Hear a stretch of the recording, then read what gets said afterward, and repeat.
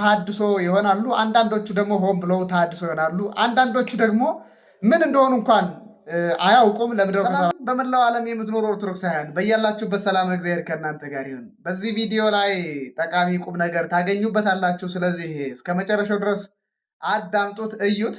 ዛሬ የማሳያችሁ አንድ ባንድ የተሐድሶ መናፍቃን ስውር የሆነውን ሴራቸውን አለ በግልጽ የተገለጸውን ግልጽ በሚዲያ ላይ የሚሰሩትን የስም ማጥፋት ዘመቻ የመሳሰለውን ነገር ነው ማሳያችሁ። እስከ መጨረሻው አብራችሁ ቆዩ። በዚህ ቪዲዮ ላይ የቤተክርስቲያኒቱን ስም በማጠልሸት ኦርቶዶክሳውያን እንዲጠራጠሩ በማድረግ የሰሩትን ስራ ነው ማሳየው። በታቸውን እናንተ ኮሜንት ላይ ጻፉልኝ። ይሄን ማለት እንኳን አልነበረባቸውም፣ በዚህ እንኳን ቤተክርስቲያኒቱን መውቀስ አልነበረባቸውም ወዘተ እያላችሁ ኮሜንት ላይ ጻፉልኝ። እስከ መጨረሻው አብራችሁን ቆዩ። አልቆም ገና ሄዳለው የጠራኝ የታመነ ነው። ያው እንግዲህ እኛ ኦርቶዶክሳውያን ነን። ኦርቶዶክሳውያን ደግሞ ጥንቅቅ ያለ አስተምህሮ አለን። ከአስተምህሮ ውጭ የሆኑትን የምንቃወመው በምክንያት ነው። እንደዚህ ከመጀመሪያ እንዳያችሁት አይነት ስርዓት አልበኝነት እንዳይመጣ፣ የአስተምህሮ ብረዛ እንዳይኖር፣ ቀኖናው ሲጣስ ዶግማው ስለሚጣስ ነው። አሁን ይሄ ሰውዬ እንደምታዩት እንግዲህ ፕሮቴስታንት ተሐድሶ ነው።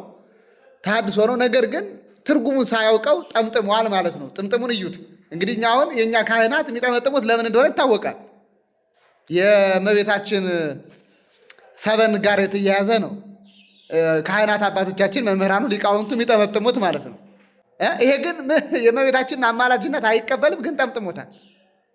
በእጁ መስቀል ይዟል። የእኛ ካህናት በእጃቸው መስቀል የሚይዙት ሊያሳልሙበት ነው።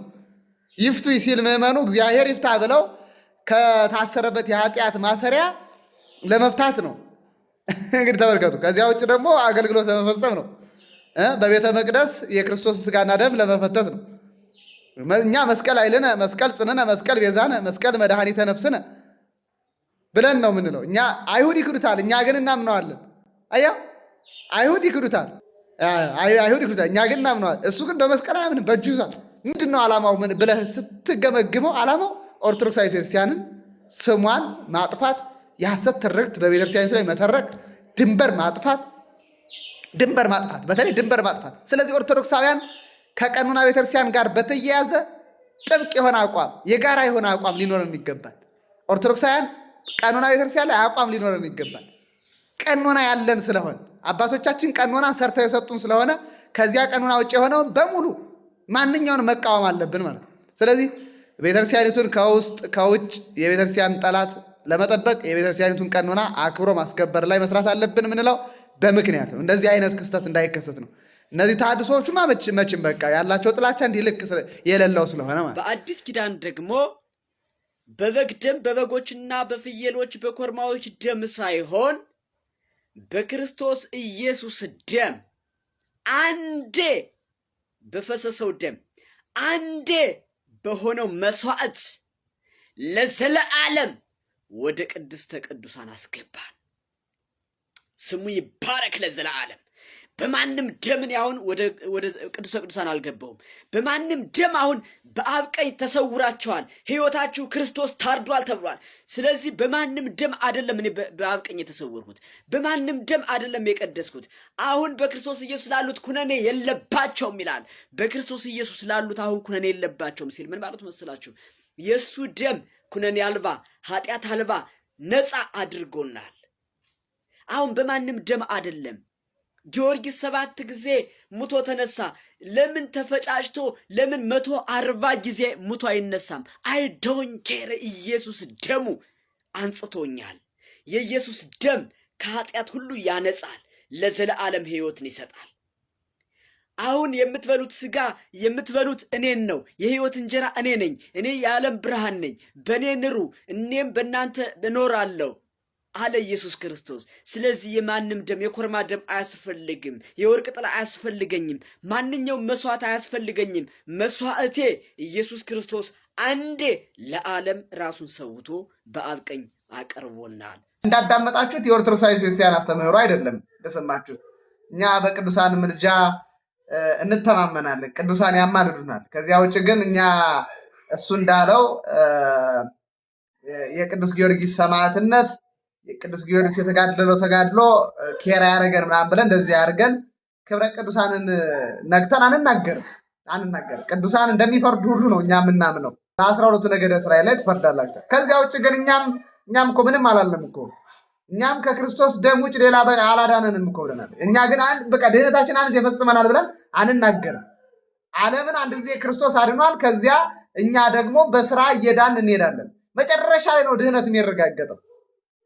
3 ስቴጅ አለው ነገረ ድህነት ጉዳይ። 3 ስቴጅ አለው። የመጀመሪያው ድነናል ነው፣ ዓለም ድኗል ነው። ሁለተኛው እየዳን ነው። ሶስተኛው እንድናለን ነው። እንዲህ ነው የሚባለው። መዳናችንን የምናረጋግጠው ገነት መንግስተ ሰማይ ስንገባ ነው፣ በእጃችን ሲሆን ነው እንጂ እንደው ዛሬ በቃ ድኛለሁ ብዬ ተኮራርታ የምትቀመጥበት ህይወት አይደለም። እና እኔ አሁን ምንድነው አስተምሮ ላይ አይደለም ዋናው ትኩረት። እንዲህ አይነት የቅሰጣ ትምህርት የኦርቶዶክሳዊት ቤተክርስቲያን ልብስ ለብሶ ለማታለል፣ ለማጭበርበር፣ የዋሃንን ለማሳሳት ነው። እና እንዲህ አይነቱ አጭበርባሪነት በጣም ስለሚያናድ እንዲህ አይነቱ በደንብ መግለጥ ይገባል። ኦርቶዶክሳውያን ይሄንን እንዲያውቁ እንዲነቁ ማድረግ ይገባል ማለት ነው። የመጨረሻውና በጣም መርዛማ ንግግር የሆነውን ንግግር ነው። እስከ መጨረሻው ድረስ ተከታተሉት። ይኸው አደገኛ ንግግር ኦርቶዶክሳውያን እውነት መሆን አለመሆኑን ለማወቅ በጣም ሊቸገሩበት የሚችሉበት በጣም አደገኛ ንግግር ጌታቸው ተረፈ የሚባል አንድ ፕሮቴስታንት የተናገረው ንግግር አስደምጣችኋል። ስታዩት ላዩን እውነት ነው የሚመስለው፣ ነገር ግን እጅግ በጣም የተመረዘ ንግግር ነው። ይህንን አስደምጣችኋለሁ። እስከ መጨረሻው አብራችሁ ቆዩ። በፍጹም ይህንን ቪዲዮ እንዳታልፉት፣ እስከ መጨረሻው ድረስ አዳምጡት። ይህ የሐሰት ንግግር ነው። የሐሰት መሆኑን ደግሞ እጅግ አድርገን እናጋልጣለን፣ በጣም እናጋልጣለን። ይሄ ሰውዬ በጣም አደገኛ ነው። እውነት የሚመስል የቤተክርስቲያኒቱን ትምህርት ገለጥኩ እያለ የሚያጭበረብር ቀጣፊ ሰው ነው። እስከ መጨረሻው ድረስ አብራችሁ ቆዩ፣ እዩት። ከትርጉም ጋር በተያያዘ የኢትዮጵያ ኦርቶዶክስ ተዋሕዶ ቤተክርስቲያን 3 መንፈሳዊ ውድቀቶችን አስተናግዳለች። በታሪክ ውስጥ 3 ህመሞች ብየዋለሁ። ቁስል ከቆሰለ በኋላ ቢድን እንኳ ጠባሳው አይለቅም። ጠባሳው የማይለቅ የማይሽር ቁስሎችን በቤተክርስቲያን ውስጥ ተፈጽመዋል።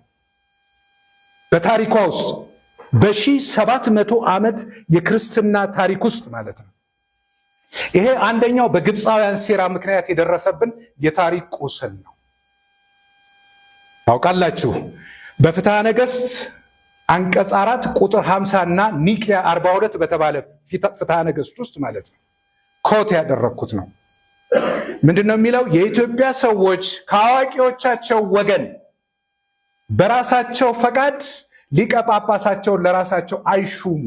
ጳጳሳቸው ከየት መምጣት አለበት?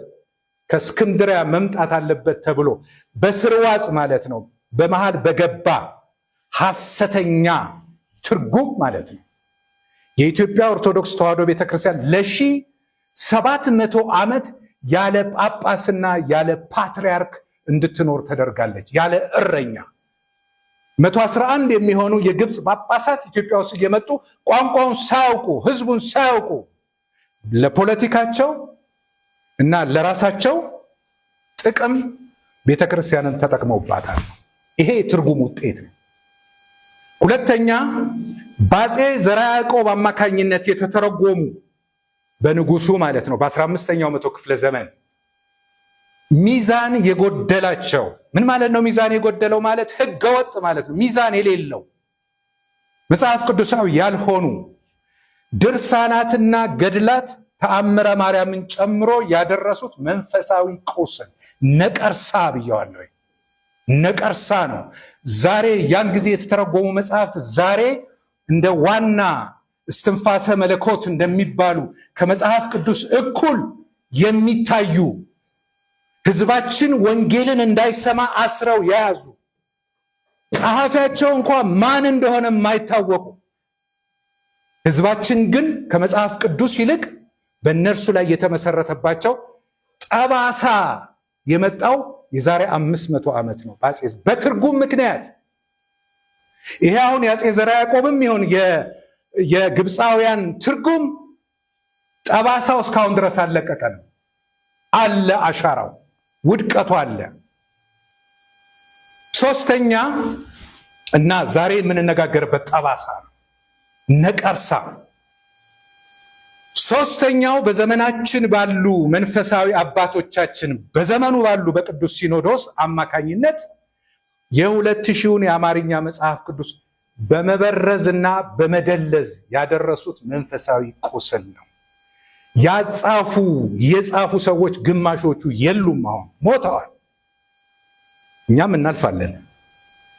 መጽሐፉ ግን እየቀጠለ ነው ያለው። ትውልድ ዛሬ ይሄንን እያነበበ ትውልዱ እንዳይድን እንቅፋት ሆኗል። ይሄ ትርጉም፣ ይሄ ቁስል ነው።